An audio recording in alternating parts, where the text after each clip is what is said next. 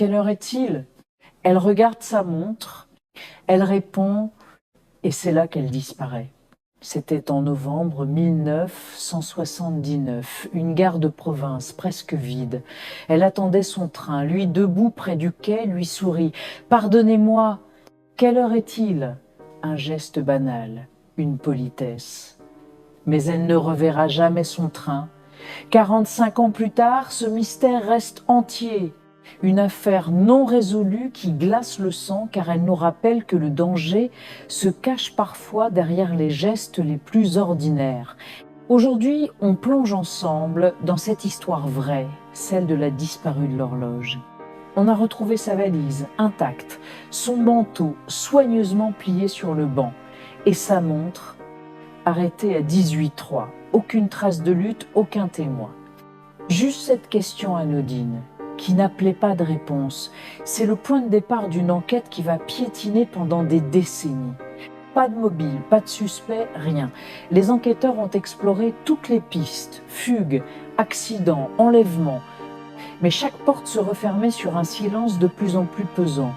Comment peut-on disparaître comme ça, en plein jour, dans un lieu public?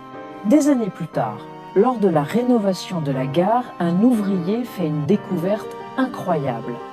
En forçant un vieux casier oublié, il tombe sur son carnet personnel. À l'intérieur, les enquêteurs trouvent une phrase écrite la veille de sa disparition. « Il ne voulait pas l'heure, il voulait mon attention ». Cette phrase change tout. Elle n'était pas une victime choisie au hasard. Elle avait compris peu, être trop tard, que l'homme qui l'abordait n'était pas un simple voyageur pressé. Il l'avait repéré, observé. La question n'était qu'un prétexte pour briser la glace, pour créer une connexion, un contact. Personne n'a jamais identifié cet homme. À l'époque, les caméras de surveillance n'existaient pas. Les registres de l'hôtel voisin ont brûlé dans un incendie.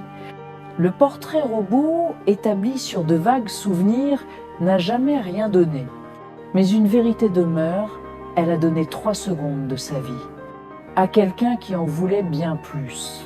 Son intuition l'avait alerté, mais il était déjà trop tard. Cette histoire nous interroge tous. Combien de fois donnons-nous notre temps, notre attention à des inconnus sans y penser? Combien de fois un simple nom ou un regard fuyant aurait pu changer le cours des choses? Le temps qu'on offre à un prédateur est le premier instant qu'on perd de soi-même. Il ne lui a rien pris de matériel sur ce quai, il lui a juste demandé l'heure. Et c'est cette simplicité qui rend cette affaire si terrifiante. Qu'est-ce que vous auriez fait à sa place? Dites-le moi dans les commentaires. Et si ce genre d'histoire vous intéresse, n'oubliez pas de vous abonner et d'activer la cloche pour ne rien manquer. Merci d'avoir regardé et à très bientôt pour une nouvelle affaire.